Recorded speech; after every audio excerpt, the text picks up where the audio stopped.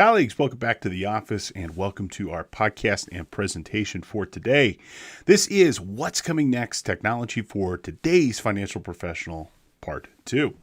This is the second class in a four-part series that we're doing that is really kind of looking at and discussing technology for 2022, the stuff that we need to be aware of, familiar with respect to the latest and greatest for this new year. Now, in the first edition of our class, we went through and we talked about some changes with respect to things like HR. We talked about some of the impact with respect to COVID and what that has done to this modern workplace. And in a lot of respects, it just accelerated the trends that we were already seeing. People were already starting to work remotely. We were already starting to see this idea through cloud technology. It didn't matter where we are, but how do we actually address this and manage it as a company? What type of tools, practices, and processes do we need to have in place to make this work effectively? And in that class, we talked through some of the HR stuff. We also talked through some of the communication tools that are available, specifically tools such as Zoom or Microsoft Teams and more. And we finished that class with a discussion of some of the security things that we need to be familiar with in the coming year. Frankly, things like ransomware, data breaches, malware, and more, they're not going away anytime soon. In fact, our risk is even higher just due to the fact that we've got more people working remotely than ever before. And that means more networks, more devices that are going to be connected. Now, in the second edition, which we're going to talk about today, we're going to expand on some of the things that we've already discussed, including some specifics around the virtual office and what that might look like.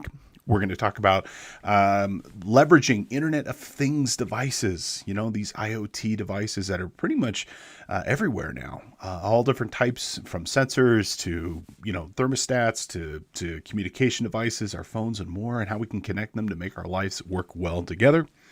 And we'll also talk a little bit about paperless technology if we get the time for it, and some of the different tech that we can implement to make our offices more efficient. Now, we're not going to go specifically into like scanners and specific, hey, scan this in this particular format. I'm thinking most of you are probably already there. But what's the next generation of things that we should be thinking about to reduce waste and our footprint of our office? All that and more in our podcast for today. And again, I am here live. So if anybody has any questions or comments or things they'd like to see discussed specifically, shoot us a message. Let us know what you're thinking. I'd be happy to try to address it in our presentation for today. Now, just a quick word, if you are watching and attending live, a couple things that you should be familiar with. We're going to be confirming your attendance today through pop-up intervals. Here's your first one. Go ahead and check that out. And as long as you respond to all of them, you will, or at least 75% of them, you will receive full credit for today. There's going to be about a pop-up about every 12 to 20 minutes or so when we get to an end of a section. When it comes up, just choose a response to confirm your attendance. That will track your response. Okay, with respect to your certificate, as long as you've received and responded to 75% of the polling questions, you will receive full credit, and your certificate will be delivered via email within 2 days of this event. And you could reach out to us at CPE today if you have any questions or issues with your certificate.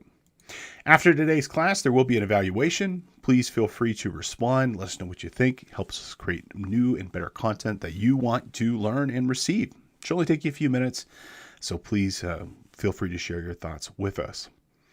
Additionally, stay engaged. Ask questions. We are here for you. If you have anything you need, please let us know.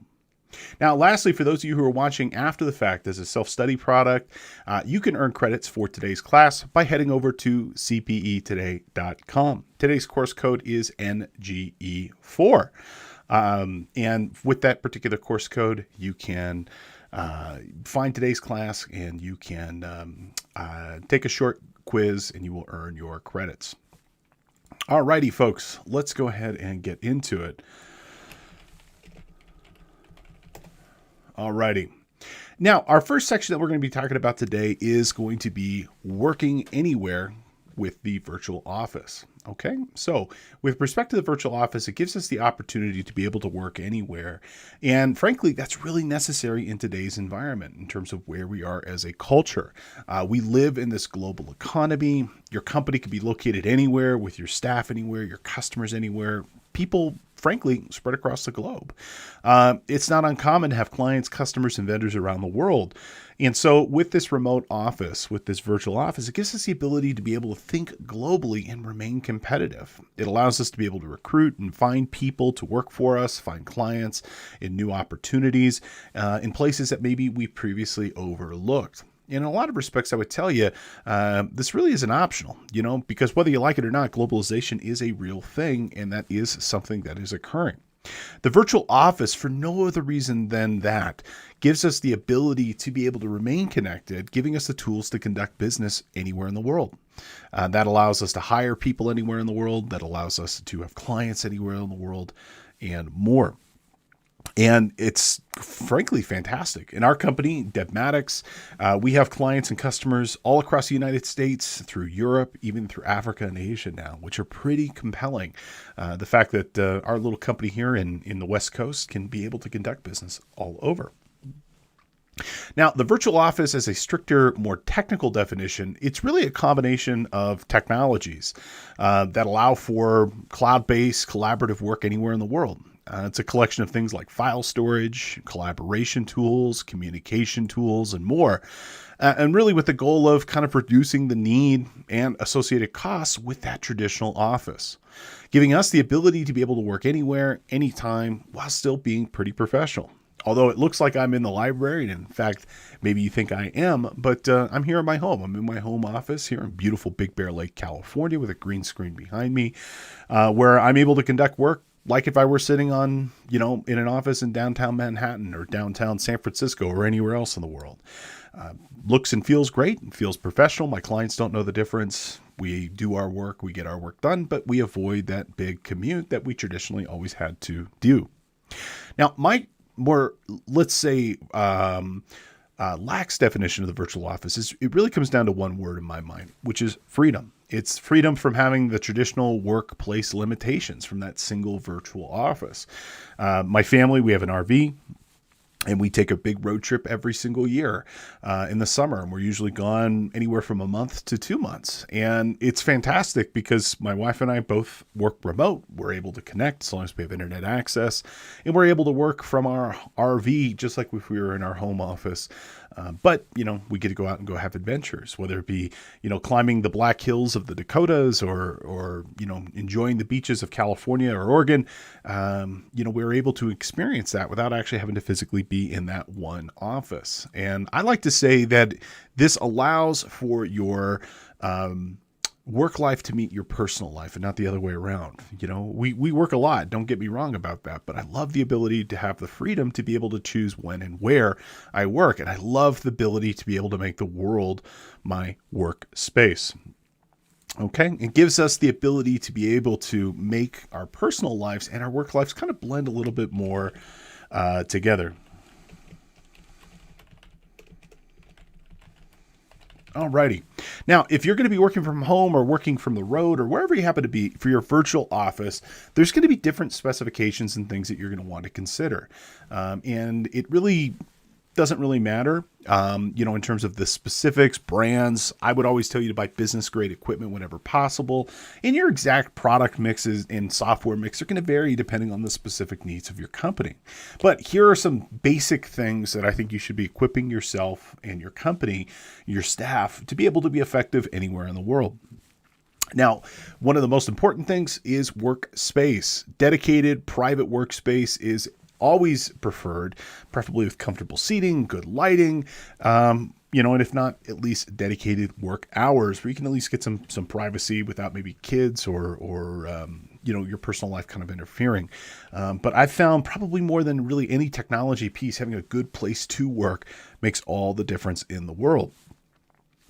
Now, in terms of specific tech, definitely you're going to want some sort of computer device. At this point in time, I always recommend people get laptops. That laptop for that virtual office allows you to be able to communicate and connect anywhere, pick up the computer, move to a different room, or even a different office for that matter. And most people have more than one device, myself included. I've got a big desktop computer, which is what I'm using here at the moment. But then I also have a Lenovo ThinkPad that is my mobile workplace that I can use from a client's office or I can use from the road. Definitely fast, consistent internet and high quality internet is going to be incredibly important. Whenever possible, I would tell you fiber optics is always the best internet access to get.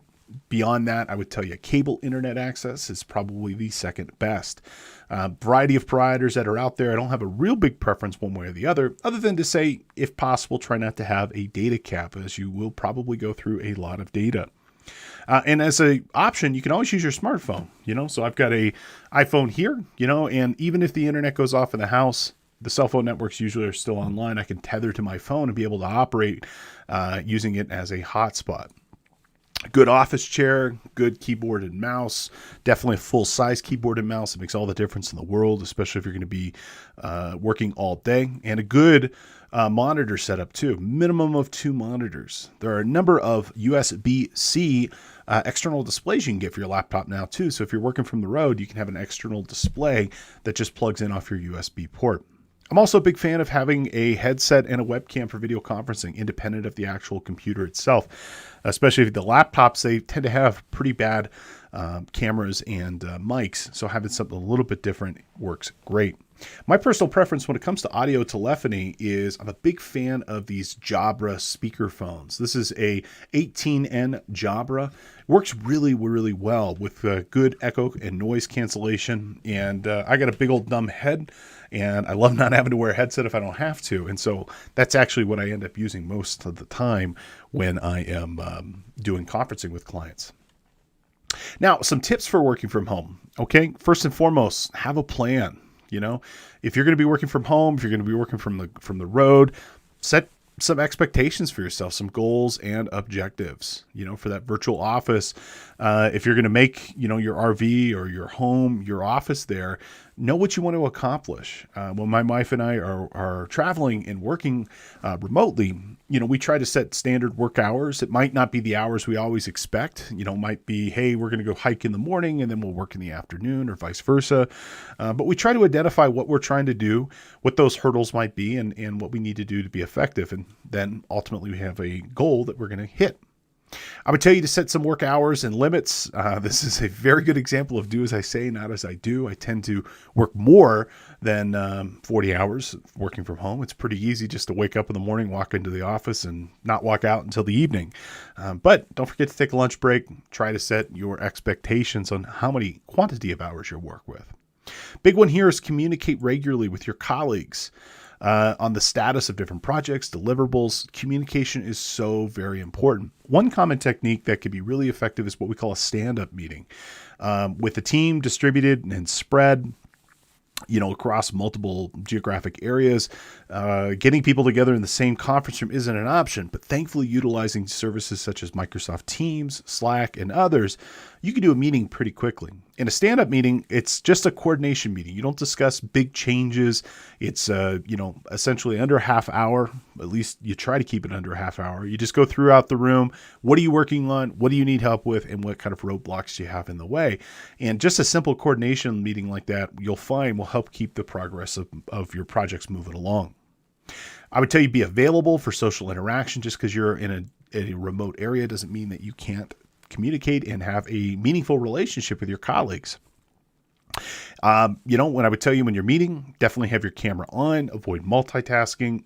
This is kind of a small thing, but when I'm meeting with my staff or clients, I try to make sure they can see my hands regularly, just so they know that I'm not typing on the keyboard and not listening to what they say. That goes a long way.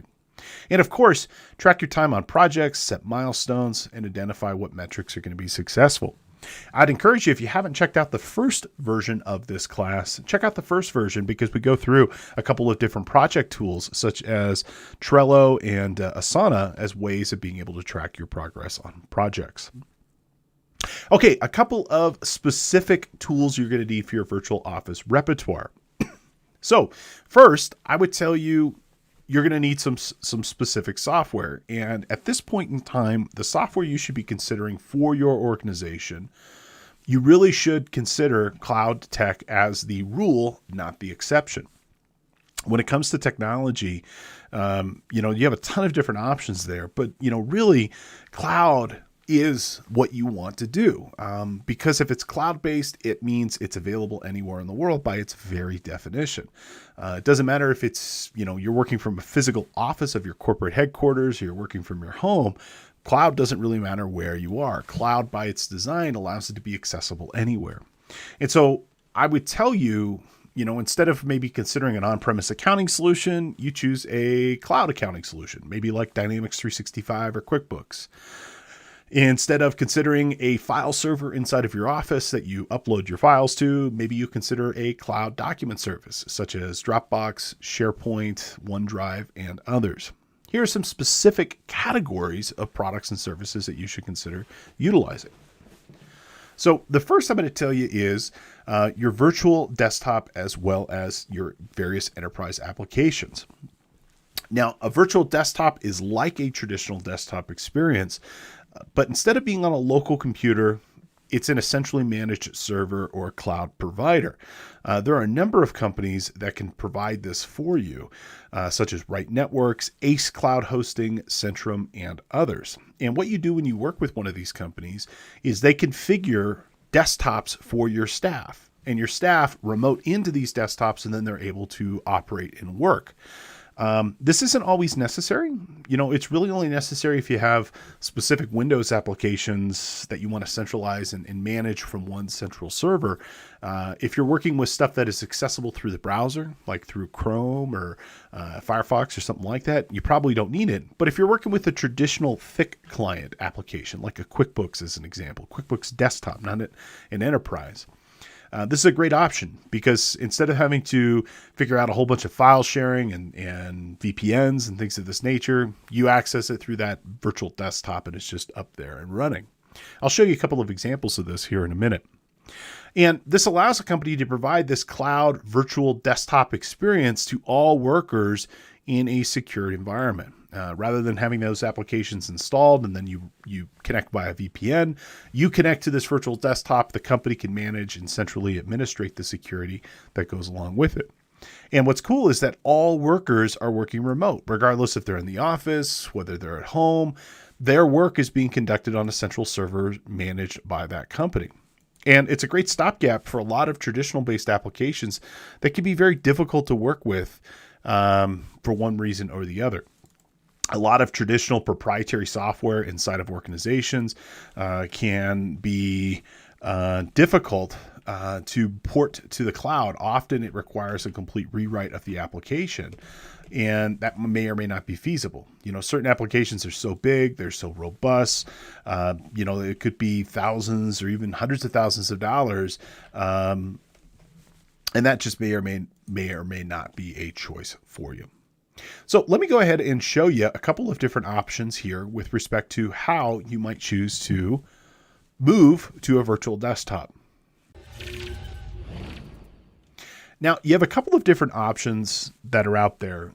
Really, your biggest choice is going to be, do I go with a managed service provider, or do I go with, let's say, a infrastructure provider? A good example of an infrastructure provider would be Amazon. So Amazon Web Services, definitely the largest cloud provider in the world. My preference, for those longtime listeners, I have a long affinity to utilizing Amazon's technology services, which truthfully are second to none.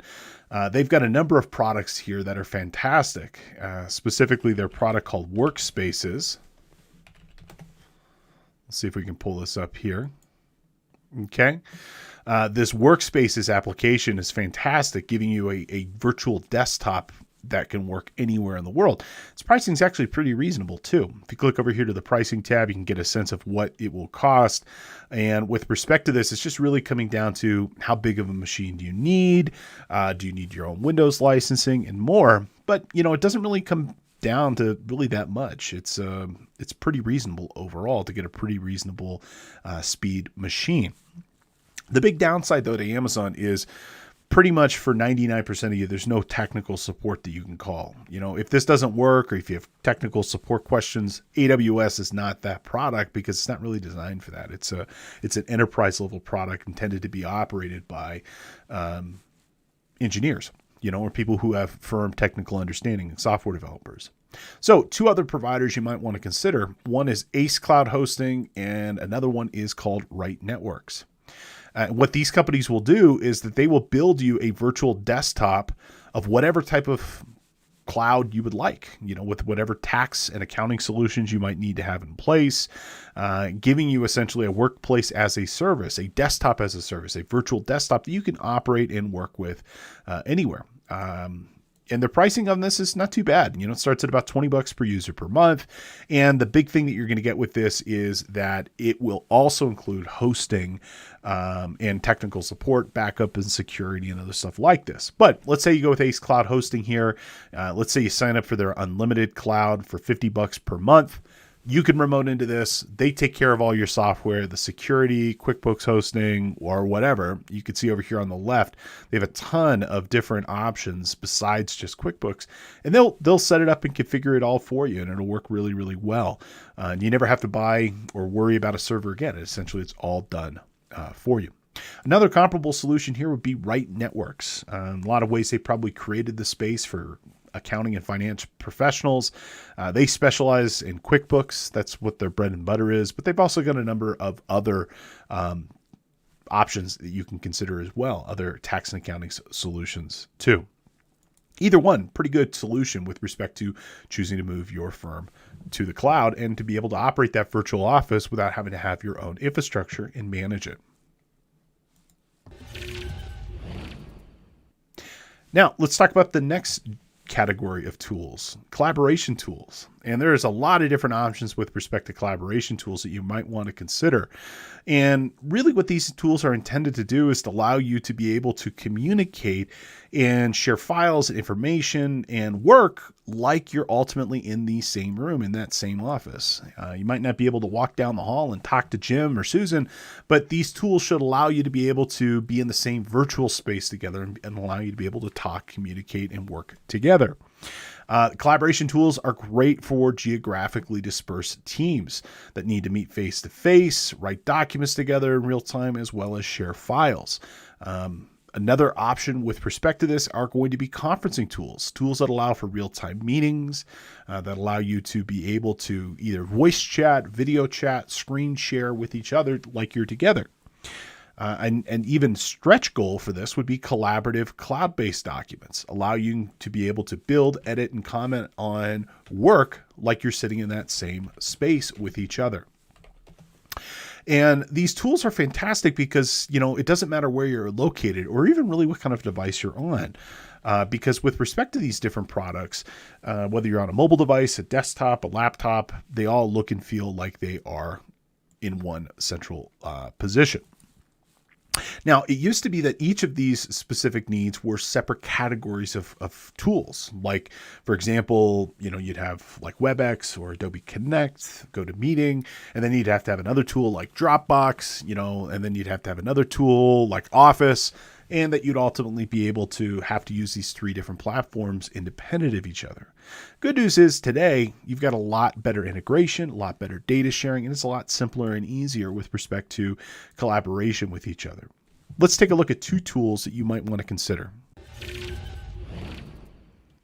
Now, when it comes to kind of the total package with respect to collaboration and communication, there's 2 different approaches that I would recommend. One is utilizing a tool called Slack.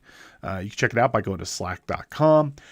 Slack is this kind of pre-built tool that's got all your different types of communication needs all bundled together. Conferencing, video chat, you can collaborate, you can do everything from having a face-to-face meeting with a colleague to being able to work on a document simultaneously with a colleague. And it's actually very simple to use. It's got both an iOS and Android app, Mac and PC. Whatever you choose to use, it'll work effectively for you. The pricing's pretty reasonable. They even have a free plan.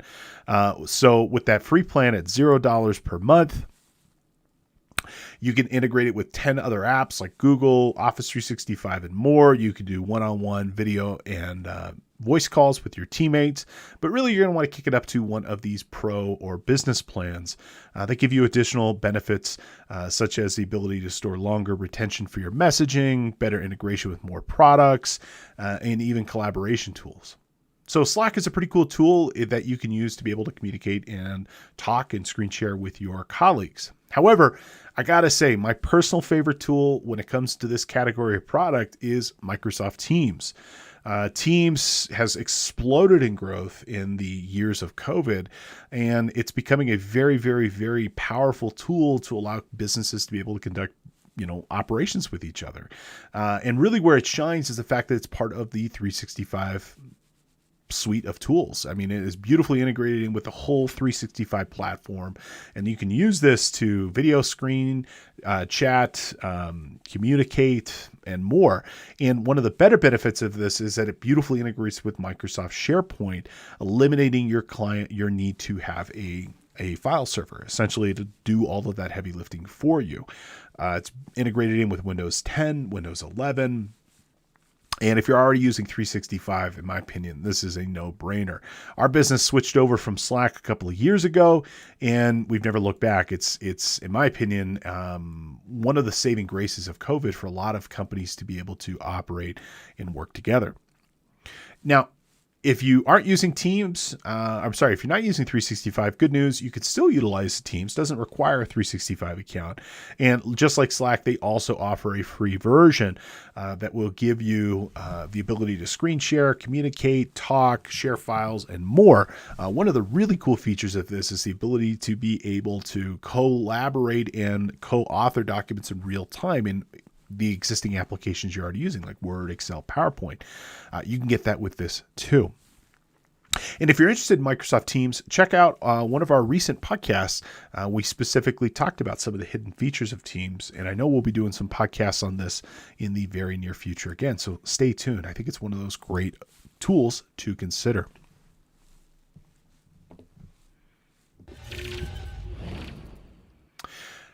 Now, the last bit of this is going to be kind of a platform for your virtual office. I'm not talking specific like tax and accounting software here, but communication and business productivity tools. And in my mind, there's really three options for you. You can take a Google-centric approach, you can take a Microsoft-centric approach, and as a third option, Zoho. Now, with respect to these different tools, the clear winner in my book is going to be 365. I think 365 overall is probably the most robust, feature rich, easy to use, and powerful solution that are out there. And also pretty reasonably priced. Most users for 365 come in at about $12.50 per month, and that includes your licensing for Office. It also includes Microsoft Exchange, SharePoint, Teams, as we talked about, and a lot more. There's also a Google approach. This comes in at about, I think, $6 per user per month. Big benefit with respect to Google is that everything is natively cloud. It's super, super, super simple. In my mind, Gmail is the best email solution out there, likewise with Google Calendar. So you get all of that as well. Downside of Google is that it just doesn't have the breadth of features that you get with 365. I mean, 365 is like this big, and Google still pretty big, but it's just not nearly as robust as the 365 platform. And as a third option, if you haven't checked it out before, it would be Zoho. Zoho is a really cool business platform that you can use to manage not only your standard communication, but really all the other software that you might need to run your business. Accounting software, expense management software, password manager. Zoho is like a whole business operating system. It's got a lot of features and functions built right into it. And it's definitely worth a look because for one fee using their Zoho One platform, you can kind of get it all in under one roof and one set of tools and services to utilize. It's kind of a mixture in terms of features and support and functionality between Office 365 and Google. Big reason I will also point out why I always recommend 365 probably as first. Most of us have already a lot of familiarity with the Office platforms, and there's a lot to be said about, not switching if you don't have to, because, it can take a long time to learn a whole new set of suite of tools and services versus going with something especially if you know if it works well and is at a reasonable price. But I would tell you to pick one out of these. You might need two, but 99% of you should be fine just picking one out of this. And I'll point out they all have trials, so if you want to give them all a spin and just see if it works for you, definitely consider it. All right, folks, let's go ahead and have our next polling and review question. So if you are attending live today, feel free to go ahead and respond to the question. If you're watching after the fact, just think it over in your head and pick a solution that you most agree with. Which items should you consider for your personal virtual office repertoire? Okay, should it be a modern white lightweight laptop and smartphone? Absolutely. Should it be a collection of cloud-based tools which can be used anywhere with internet access? You betcha. A quiet and comfortable workspace whenever possible? You betcha. And so the correct answer here is going to be all of the above and more. Lots of different options when it comes to choosing products and services. Beyond just the computer and the phone, the workspace, a big one to also consider and remember is going to be stuff like having good internet access, having all the enterprise apps and products that are cloud-based so you can access them anywhere in the world, and more. All right, for our next section, let's go ahead and dive into a newer topic, but something that I think there's been a lot of updates in over the last couple of years, and something definitely worth considering for your business as well as your personal life. And this is going to be Internet of Things, or IoT. Okay, with IoT devices, what we're talking about here are devices that connect to other devices and then ultimately connect to our life. Now, the more strict sense of the definition of IoT, it describes physical objects, okay, or groups of objects or categories of objects that are embedded typically with sensors, processing ability, software, and other technologies that can exchange data, and here's the key phrase here, with other devices and other systems over the internet without really the need of humans to have to come in and be able to communicate and talk to them. So we have sensors that are essentially collecting data, sharing data, processing data on our behalf without us physically having to do anything about it.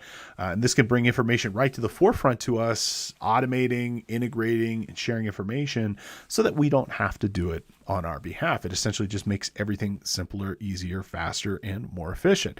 And it brings together all different types of systems, devices, sensors, apps, and more. And it's really intended to help merge our physical world with our virtual world, allowing everything to kind of simultaneously kumbaya come together and make life fast and efficient. Now, these devices are probably best easily understood in the context of things like our smart devices in our home, which we'll talk about here in a minute. But they do have some wider business applications that we should be familiar with. And what I would want you to know now, it's more than just about talking to your TV or kind of utilizing your Amazon Alexa to just turn off and on the air conditioner. You can do a lot more stuff with this. These IoT devices can collect data from other things to make it usable and ultimately to help you with your different business decision making. So for example, you could have sensors inside your business that are there to collect information about efficiency, effectiveness, logistics, everything, that's processing this information a lot. It's collecting a lot of different pieces of information for you. And then you use this to make ultimately an informed business decision. This can ultimately help you, for example, reduce your waste, reduce your energy usage, improve your manufacturing process, and more. And these different devices, they're present all over the place. And it's about collecting as much different types of data that you can ultimately use to see trends. And once you kind of understand those trends, using those to make decisions, so if you were thinking about like in a manufacturing process, waste or slack or excess capacity or how long things are taking to do inside your company, well, if you have that information, you can ultimately then use that information to make better decisions about that particular process and what that might look like. So, you think about a company like, let's say, General Motors or Chick-fil-A or whomever. 1% reduction in waste can sometimes yield thousands, hundreds of thousands, millions of dollars to that bottom line. And it's all about capturing that information. Now, one of the cool things in business that you can use IoT devices for are going to be in maintenance as well as in management of facilities. Okay. And with respect to maintenance, you know, it's really important that you keep your devices up to date and you keep these devices running. Because, if you think about, let's say, a manufacturing company, I've got an uncle-in-law who works for a large woodworking manufacturing facility in the state of Arizona, that's making cabinets and woodworking equipment 24/7, 365.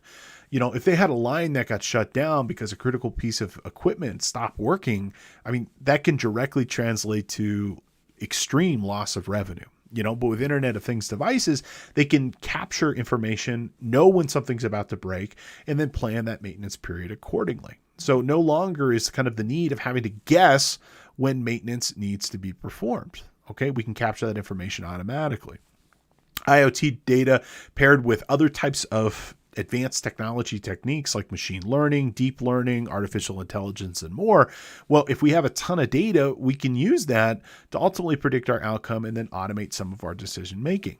I'm thinking, for example, cars. There's a reason why they recommend an oil change after X number of miles. Well, they predictively know what will happen if you prolong that period of time. Well, think about it. If you're in a company, you've got a fleet of vehicles, you're going to want to keep an eye on that, because not following those predictive maintenance schedules could be very costly if you're talking about having to repair multiple vehicles simultaneously. Well, you could put an IoT device inside of your fleet of vehicles that reports back when someone drives that car, the mileage, where they're going, are they utilizing the car in a safe and effective manner, for example, driving the speed limit or parking in safe neighborhoods, or, for example, also watching how that vehicle is being used, and then using that information to ultimately determine when a vehicle is going to go into service. Well, those little devices exist. There's plenty of different examples of little sensors you could plug into the OB2 reader, which is that little thing underneath the dashboard on the driver's side that can report that information back in real time for you.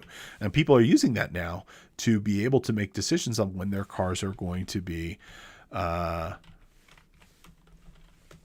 maintenance for a whole fleet of vehicles. And I think that's pretty cool overall. Okay, so that is one option. Well, we can also utilize it, deal with issues before they become problems. Collecting data will help us ultimately figure out why something failed and then be able to prevent it from happening again. And it can also help us figure out when things do fail, what kind of spare parts do we need to have on hand to be able to determine when these things ultimately need to be replaced, and what kind of equipment do we need to have on hand to ensure that we can be able to get these devices up to speed as quickly as we possibly can, to reduce that maintenance period as quickly as we possibly can. Alrighty. Now, another option that we can potentially do here is going to be for our facilities management. Besides just the specific vehicles themselves, we can also use this to better manage our facilities, understanding things like temperature, humidity, the status of doors and windows. I'm sure we've all been in a building where, for example, the air conditioner or the heating will turn off. If a window is particularly open or closed, that's essentially a sensor that's ultimately reporting back. And it's reporting back and we'll make it a smart decision essentially about how the heating and cooling will be done here. Oh, what's the intention of this? Well, reduction of energy consumption, so it helps us produce better and more efficient buildings. That's a whole idea behind like the LEED, is to produce buildings that can be green. Well, a big part of this is reducing the energy footprint. Well, we do this through sensors and capturing information. Also, for example, maybe having sensors inside of a building that count the number of people in spaces or in corridors or as they're being used, can ensure that we're using the correct and the best possible utilization of space inside that building. We can also have sensors that can capture and report upon things like productivity and more to ultimately help us produce a better building, and to better utilize the space inside of that building, which is a very, very, very useful thing that we can do. Now, there's all different types of sensors and things that we can consider for our organizations of all different types. We've got sensors that can detect inertia. We can have sensors that can detect motion, occupancy, pressure, proximity, temperature, whether or not things are being used. Your iPhone, for example, has dozens of sensors inside of it for all different types, including an accelerometer where it can detect movement. That's how it's able to detect when you're walking in steps. We can have safety sensors like CO2, carbon monoxide, smoke alarms, and more. We can have positioning sensors like gyroscopes, humidity, imaging sensors, lots of different things that we can consider utilizing. And so let's go ahead and switch over and take a look at some of the industrial sensors that you could potentially put inside of a business to capture information. So this is just an example of some of the sensors that are out there. Okay. For example, you got sensors for temperature and humidity. Imagine you're a restaurant, or imagine you're a corporate company that owns dozens of restaurants in dozens of different states. Well, you might want temperature and humidity sensors in the different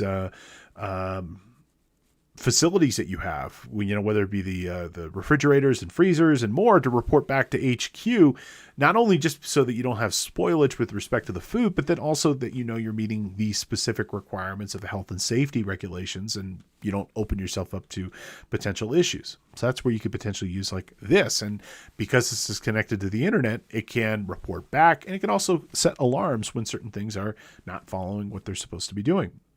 Here's your dry contact. So this essentially will let you know when something is getting switched on or switched off. Okay. Like, opening of a door, closing of a door or a gate. Okay. Here's a thermocoupler. Okay. So that you can detect temperature and heat. Okay. Different sensors with respect to monitoring. This one over here actually specifically monitors for current when something is energized or not. Here's a cycle count, as something is turning off or on, off or on, off or on. Imagine you've got a piece of equipment like a conveyor belt. It'd be useful to know when that thing turns off and on, so that, essentially after X number of cycles, it needs to be maintained. Here's one for pressure sensors, so understanding how much pressure is in a particular area for monitoring for gases and liquids. Certain things need to be at certain types of pressure, and that could be really helpful for understanding what that might be. Likewise, here's some for vibration, air quality, activity sensors, and more. And you'll notice with all these little things right here, they've got a antenna on them because they're ultimately intended to report back when something happens. Here's a really good one here, water detection. I actually have these throughout the house here. And if they detect water, they close a loop. That loop gets grounded out, and then it will notify us that there's water present. You think about your hot water heater. Many years ago, I'm reminded of a story by my parents. They walked in, they had a guest house, and, hot water heater sprung a leak, and it was up in the ceiling. They didn't even know it was up there, and it ended up causing serious damage. Well, imagine you've got these little water detections that can let you know when there is an issue the second that issue actually occurs, because we know there's nothing more damaging than water, And so if it detects water, it can notify you of that issue, and you can deal with it immediately. Now, these are all industrial sensors. There's also sensors you can get for your home. A platform that I've invested in over the years from Samsung is this system called SmartThings. And with SmartThings, they've got all different types of sensors for your house that you can choose to get above and beyond, kind of like the simple stuff like turning lights off and on. They've got lots of different types of sensors and tools and things that you can get. And if it works with SmartThings, there's a whole series of different products and services that are out there. You can kind of combine them all together, so smart locks and, temperature and switches inside your house and electrical connectivity and more. And there's all different types of products and services that you can choose to integrate with. So you can do this personally as well.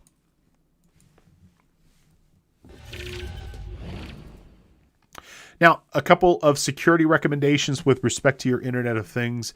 And sometimes, tongue-in-cheek, this was referred to as the insecure Internet of Things. So, and for good reason, because unfortunately the quality of these different devices can vary widely.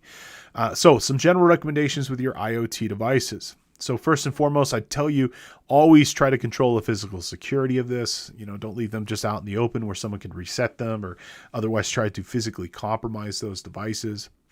You definitely want to harden the security with those devices with strong passwords, and whenever possible, utilize two-factor authentication so people just can't, get in and then ultimately be able to compromise that machine and then maybe gain a leg into your network. Set it up, take the security seriously. Whenever possible, segment these devices onto separate networks inside your business and home. You can use a technique called VLANing or virtual LANs, which virtually segments a physical network. And you can also consider using separate Wi-Fi access points so that they're not on the same networks as your computers. Always use encryption whenever possible so that the data is obfuscated and can't easily be intercepted by a third party. And this is just my personal preference, but I think there's something true to be said about this. There's a lot of low quality, foreign made devices out there on the market of questionable pedigree. I would tell you whenever possible, buy devices from quality, reputable providers, and if possible, buy them that are made here in the United States. And I'm really speaking specifically to devices that are made in Eastern Europe, specifically places like Russia, as well as in Asia, specifically China. There's been plenty of examples of these Internet of Things devices containing malicious code and malware that can be used to spy on you, and spy on your businesses. So I would tell you, you don't need to worry about a company like Apple or Amazon or Samsung and others. It's just the random off brands that you'll see, especially online, that come from questionable places. And whenever possible, if you're using this inside your business, definitely use enterprise class devices, not home devices. They'll be more reputable. They'll be faster. They'll work better. They cost more, but you're getting quality out of it. Now, when it comes to IoT devices, two products I'd tell you to take a look at and consider. I'd tell you to consider Amazon Alexas. I've been a big fan of these devices for a long time. I personally have them all throughout my home.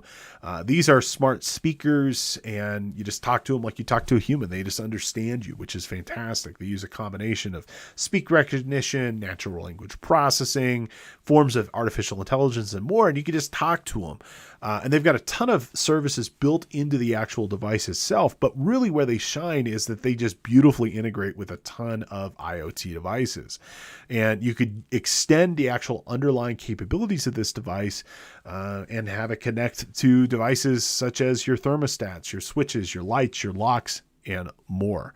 And it works really, really well. Out of all the devices, I think this is probably the best out of the bunch. I like it more than the Google devices, the Apple devices. I just think they work really well, and the integration with other Internet of Things devices I think are easy and efficient, and they work well. Now, another device I would tell you to check out, and this is more of a consumer grade, although you could certainly have one of these in your business office as well too. Big fan of the Google Nest products. Now, Nest made their name with their smart thermostat. They've gone much further than that. They've got smoke detectors, they've got security systems, locks, doorbells, and more. I think the Nest products are fantastic. Also a pretty big fan of the Ring products as well. So either one of those I think would work well. And you could use them for a bunch of different things. Like we have a smart thermostat here in our house, so it knows if people are home or not home. And if nobody's home, it just maintains a minimal temperature and doesn't cause unnecessary heating inside the home if it's not required. They're also pretty easy to use. They're affordable. They're compatible with just about everything, both in terms of older like HVAC equipment, as well as lots of different other IoT devices, smartphones, and speakers. And you can check it out by just going to nest.com and learning a little bit more about their products and services. All right, folks, let's go ahead and have our third review and polling question. What type of sensors can be used with IoT devices? So what kind of things can you do with IoT, and what type of sensors can you utilize? Can you utilize temperature sensors? Absolutely. Can you utilize sound sensors? Motion sensors? Correct answer here is just about everything can be used with IoT devices. The sky is the limit. Now, as we round out third base here, let's go ahead and finish our presentation off with our last section, talking about next generation paperless solutions.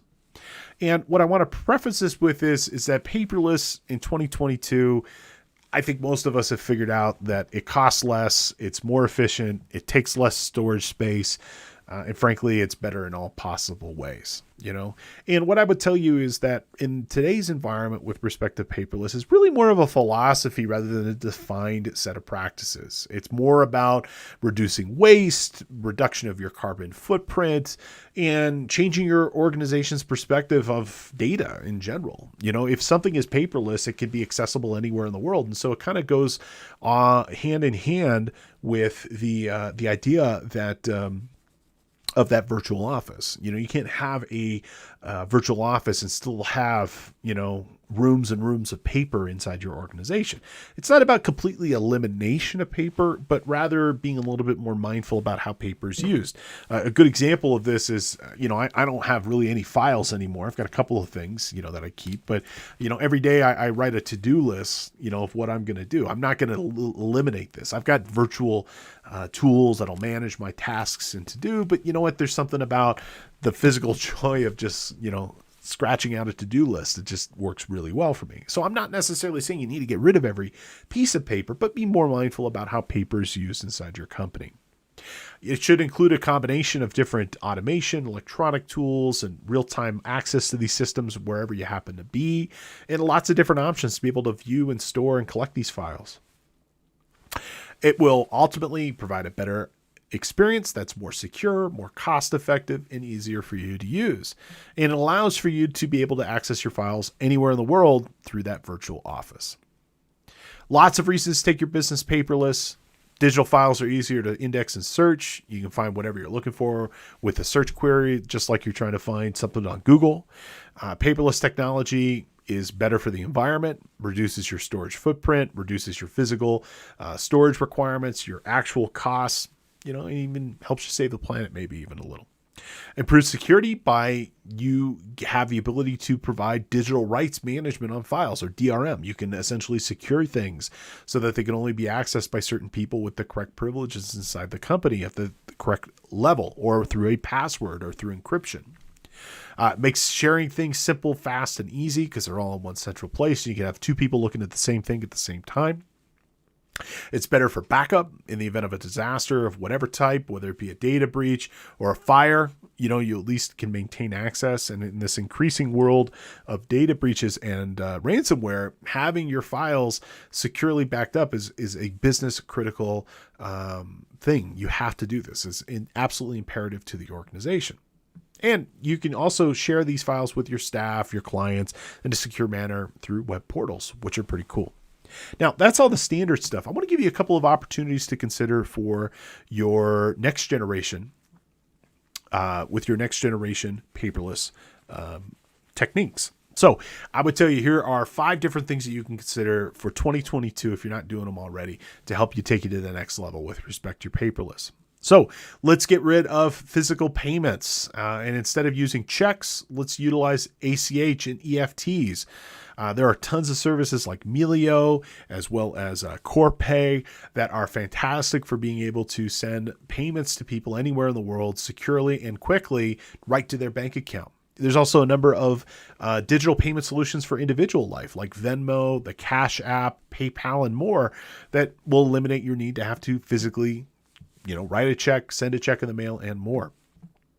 Instead of using brochures and printed documents, use QR barcodes and utilize websites and mobile apps. I'm sure you've been to a restaurant in this new COVID world. They don't have menus any longer. They got a QR barcode on the middle of the table. You scan it, brings up the menu. You can order from there, eliminating your need to physically have to print menus or brochures or other things like this. Utilize V-cards instead of printed business cards. I know printed business cards are a staple of the world in terms of how we communicate and share information with each other about who we are. But frankly, who wants a stack of cards anymore? It's a lot easier just to beam somebody your contact information, and from that contact information, be able to have that record right in your phone. Utilize e-signature services. There are tons of different examples. Adobe Sign, DocuSign, HelloSign, and more as a great way of being able to sign agreements instead of physically having to print something and mail it to somebody. Utilize cloud services to more easily share documents and photos and other things instead of having to print and mail them to other people. Now, if you're interested in learning more about paperless, K2, we've got a fabulous resource called totallypaperless.com where you can learn a little bit more about the real cost of paper of your organization, discover additional ways of being able to reduce paper, and new cutting-edge services that are out there that can replace existing paper services that you've always used inside your organization. All right, folks, let's go ahead and have our final polling and review question. What is not an example of implementing paperless technology? Is it sending payments electronically using services such as Venmo or an ACH? Nope, that is totally going paperless. Is it sending an email instead of a printed letter? Nope, that's also going paperless. Is it utilizing e-signature services such as DocuSign, Adobe Sign for maybe your 8879s, your engagement letters, management rep letters, audit coverage letters, and more? Nope, that's a pretty good example of going paperless as well. So the correct answer here is printing emails and putting them in the client folder. You know, I know multiple people who will remain unnamed who still print their client communication and put it into a client folder. You don't need to do that anymore, folks. There are easier, more effective ways of handling that, starting first and foremost with the document management system or a service such as SharePoint and more. Now that does bring us to the end of our presentation. Thank you so much for attending. Let's quickly summarize what we discussed today and we will sign off. So today we went through and discussed the impact of the virtual office, how we can build a virtual office, some different techniques, software services that we might want to consider. We talked about leveraging the Internet of Things to connect our world together, all the different physical sensors we can, for example, put inside of our business, as well as some ones that we might want to consider for our home. We talked about next generation paperless, why to consider paperless for our business, as well as some newer opportunities for implementing paperless solutions that we might not have considered before. Now, in the third part of our class and in our next edition here, we're going to talk more about cloud technology, as well as a number of different products, services, apps, platforms, and more to better meet your organizational and efficiency needs. Now, if you're watching after the fact as a podcast, and our podcast is available twice a week. So if you're watching on YouTube or Facebook or another time of the day, please, you can always get CPE credit for watching or listening on your own schedule after the fact by just heading over to cpetoday.com and taking the podcast quiz. Okay, with your quiz and with your purchase, you get copies of the learning materials. You get also the ability to ask questions, ask instructor, additional instructor resources, and more. And I'm sorry, but the actual code here is incorrect. It's not NGE4. Our actual course code today is WCN2. Again, that is WCN2. Or you can just search for this particular class, which is What's Coming Next Technology Part 2. And you can find our class for today. And if you're a new listener or watcher to the CPE Today podcast, thank you so much for being here. Why don't you go ahead and, if this is your first time with us, get a free credit on us. Pick the podcast of your choosing. You can use coupon code ONEFREEPODCAST at checkout to make that podcast free. And if you're watching live with us today and you've never taken a self-study version of one of our classes, you can try that coupon as well and get another class of your choosing. If you enjoy our content, please consider connecting with us on social media. We'd love to hear from you. You can find us just about everywhere at CPE Today, YouTube, Instagram, Twitter, Facebook, and more. And you can always catch our show on your own schedule live twice a week, Tuesdays and Fridays at 11 a.m. Pacific, and on your own schedule wherever you happen to get content, including Apple Podcasts, SoundCloud, Spotify, and more. We're just about everywhere. Thank you so much for your time and attention. It is always my pleasure to present today's latest and greatest technology. It has been a pleasure, and I will see you back in the office the next time around.